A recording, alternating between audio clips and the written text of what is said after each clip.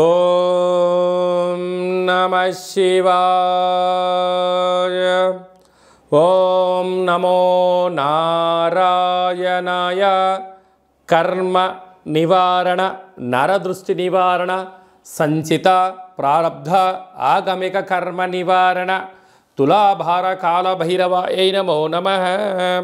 ఓం దిగంబరాయ విద్మహే గజవాహనాయ ధీమహి తన్నో కపాలకాల భైరవ ప్రచోదయాత్. ఓం ఇంద్రాణీ శక్తి దేవ్యై నమోస్తుతే. హరి ఓం. మా ఛానల్కి స్వాగతం.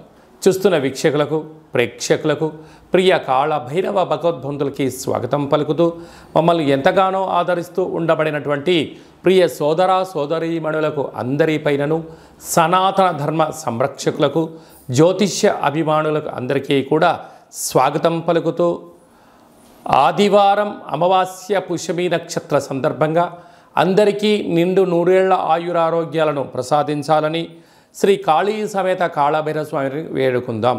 అందులో ఈసారి ఆదివారం అమావాస్య పుష్యమి నక్షత్ర సందర్భంగా రవి పుష్యార్క యోగం అందరికీ కలగాలని, అందరికీ మనతో రాబోయేటువంటి భవిష్యత్తులో ఉండబడినటువంటి 7 తరాల వారికి అద్భుత ధన రాజకీయ యోగ సకల ఐశ్వర్యం ఆనందాన్ని ఆ బుధాదిత్య రాజయోగ కారణము, రవిపుషార్క యోగ కారణము, ఆదివారం అమావాస్య కారణం చేత అందరికీ ప్రసాదించాలని కోరుకుందాం. 1/8/2024 నుండి 15/8/2024 వరకు కన్యరాశి వారు ఆదివారం అమావాస్య పుష్యమి నక్షత్ర సందర్భంగా కాళ అమావాస్య రోజున, కాళాష్టమి రోజున ఎలాంటి విధులను పాటించాలి, 6వ స్థానంలో శని భగవానుడు వక్రగమనంలో ఉన్నప్పుడు ఎలాంటి దోషాలు ఉంటాయో ఈ వీడియోలో సవివరంగా సంపూర్ణంగా తెలుసుకుందాం. కన్యరాశిలో ఏ నక్షత్రాలు వస్తాయనగా, ఉత్తరా నక్షత్రంలోని 2, 3, 4 పాదాలు, హస్తా నక్షత్రంలోని 4 పాదాలు, చిత్తా నక్షత్రంలోని 1, 2 పాదములు కలిపితే కన్యరాశి. చాలామందికి పుట్టినటువంటి కాల సమయంలో డేట్ ఆఫ్ బర్త్లో లేనటువంటి కారణం వలన పేరు యొక్క మొదటి అక్షరాన్ని అనుసరిస్తూ రాశిని తెలుసుకునే ప్రయత్నం చేద్దాం. టో, పా, పీ, పు, షా, అణ, ఠ, పే, పో అక్షరాల వారందరూ కూడా కన్యరాశి జాతకులే. కన్యరాశి యొక్క అధిపతి బుధ భగవానుడు.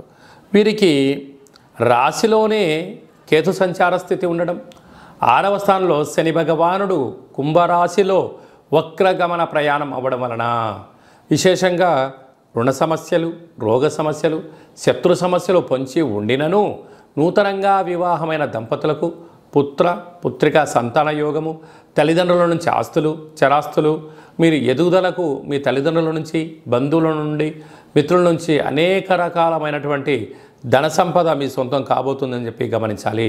ప్రేమికుల మధ్య చాలా సయుద్ధ అవసరం. అన్నదమ్ములతో, అక్కా చెల్లెలతో వీలైనంత వరకు సత్ప్రవర్తన కలిగి ఉండడం యోగదాయకం అని చెప్పి గమనించగలగాలి.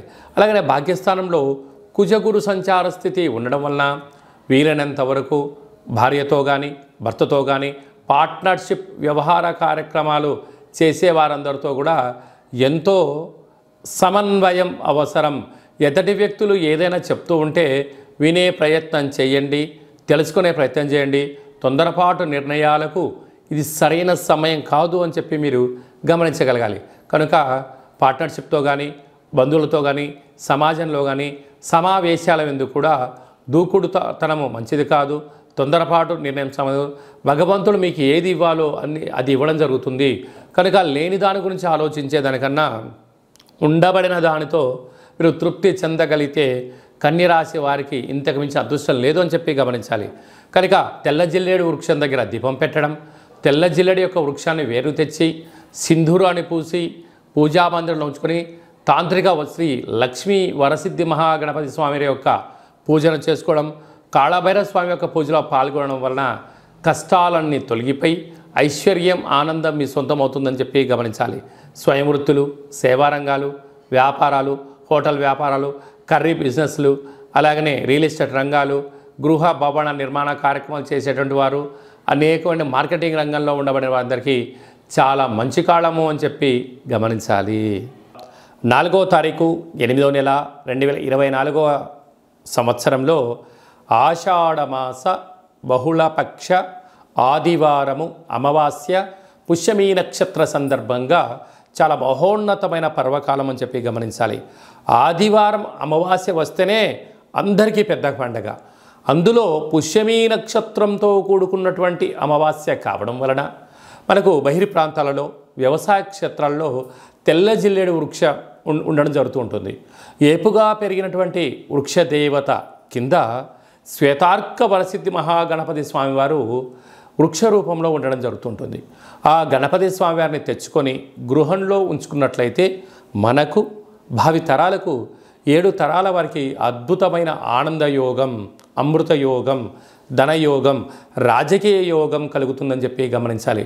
కనుక మనం అమావాస్య రోజు ఉదయాన్నే నిద్రలేచి ఇంటినల్లా శుద్ధి పెట్టుకొని మంగళ స్నానాలు చేసుకొని ఇంటికి మామిడాకులు కొబ్బరాకులను ఏర్పాటు చేసుకొని సూర్య నమస్కారం చేసి సూర్య భగవానికి అర్ఘ్యం వదిలిపెట్టడము, ఒక తెల్ల జిల్లేడు ఆకులలో చక్కెర పొంగలి పాయసాన్ని భగవంతుడికి నైవేద్యంగా ఏర్పాటు చేయడము, సూర్య నమస్కారాలు, సూర్య ఆసనాలు, సూర్యోపాసన, ఓం హ్రాం హ్రీం రౌం సహ సూర్యాయ నమః అనేటువంటి మంత్రాన్ని ఒక 108 సార్లు తప్పకుండా పారాయణం చేసినట్లయితే అద్భుత యోగం కలుగుతుందని చెప్పి గమనించగలగాలి.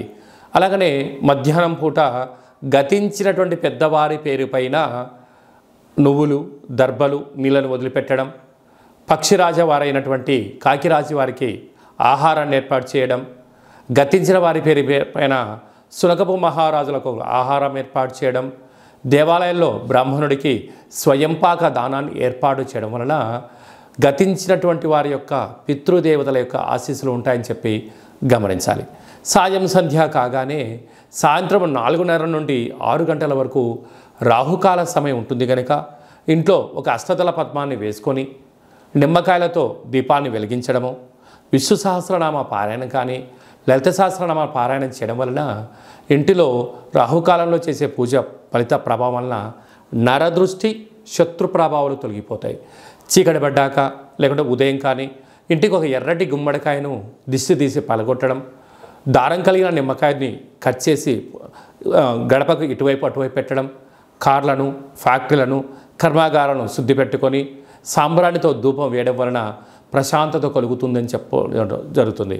మిగతా రోజుల్లో 1000 జపం చేస్తే ఎంతటి ఫలితం వస్తుందో ఆ రోజు ఒక్క నామాన్ని స్మరించిన కాళభైరవ అన్న, కాళికామాత అన్న, వెంకటేశ్వర అన్న, ఓం నమశివాయ అన్న అద్భుతమైన ఫలితం కలుగుతుంది అని చెప్పి గమనించాలి.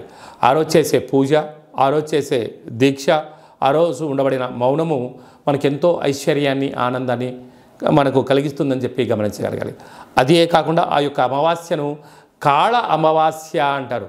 అంటే కాళిదాసు లాంటి వాళ్ళు, బట్టి విక్రమార్కుడు లాంటి వాళ్ళు, శివాజీ చక్రవర్తులు లాంటి వారందరూ కూడా ఇలాంటి రోజులలోనే సాధన చేసి కాళ స్వరూపమైనటువంటి కాళికామాతను, కాళభైరవ స్వామిని ప్రసన్నం చేసుకున్నారని చెప్పి గమనించాలి. అలాగనే మనకు 12వ తారీఖున 13వ తారీఖున శ్రావణమాస శుద్ధాష్టమి సందర్భంగా, కాళ అష్టమి సందర్భంగా కాళభైరవ స్వామి స్మరణ, ధ్యానము యోగదాయకం అని చెప్పి గమనించాలి. అలాగే మీ అబ్బాయికి కానీ అమ్మాయికి కానీ చిన్నపిల్లలు పుట్టినట్లయితే ఏ మాసంలో పుట్టితే ఎలాంటి పేర్లు పెట్టుకోవాలి, నక్షత్రంలో ఉన్న విశిష్టత ఎంతో కూడా తెలియజేయడం జరుగుతుంటుంది. ఈ యొక్క మాసంలో పుట్టినట్టు రోజు వారందరికీ కూడా, అలాగే వివాహ వార్షికోత్సవం చేసుకుంటున్న వారందరికీ కూడా మన యొక్క దేవాలయంలో ప్రత్యేకంగా కాళభైరవ హోమం చేయించడం జరుగుతుంటుంది. అలాగనే ప్రసాదం కూడా పంపించడం జరుగుతుంది. మనమందరము కూడా కలియుగ కాలంలో కాళభైరవ స్వామికి స్మరణ చేద్దాం, కష్టాలకు స్వస్తి పలుకుదాం, ఐశ్వర్యానికి స్వాగతం పలుకుతాం. అందరికీ ఆదివారం అమావాస్య పుష్యమీ నక్షత్ర సందర్భంగా ఆశీస్సులు కోరుకుంటూ ఆశీర్వచనం. ఓం కాళకాలాయ విద్మహే కాళాతీతాయ ధీమహి తన్నో కాళభైరవ ప్రచోదయాత్. శతమానం భవతి శతాయు పురుష సతేంద్రియ ఆయుష్యేవేంద్రియే ప్రతిష్టతి. ధనం ధాన్యం బహుపుత్రలాభం శత సంవత్సరం దీర్ఘమాయు.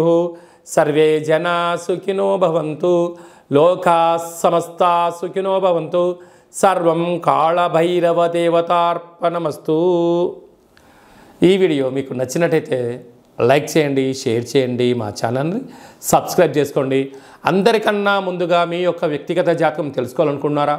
అందరికన్నా అదృష్టాన్ని, ఐశ్వర్యాన్ని తెచ్చేటువంటి విషయాలు తెలుసుకోవాలనుకుంటున్నారా అన్నట్లయితే గంట సింబల్ ప్రెస్ చేయండి, ఆల్ అనే బటన్ తెలియచేసి మీరు ఎవరి క్షేమాన్ని కోరుకుంటున్నారో, మీ క్షేమాన్ని ఎవరైతే కోరుకుంటున్నారో ఈ ఆధ్యాత్మికమైన సమాచారాన్ని చేరవేసి భగవంతుడి యొక్క ఆశీస్సులు పొందగలరు.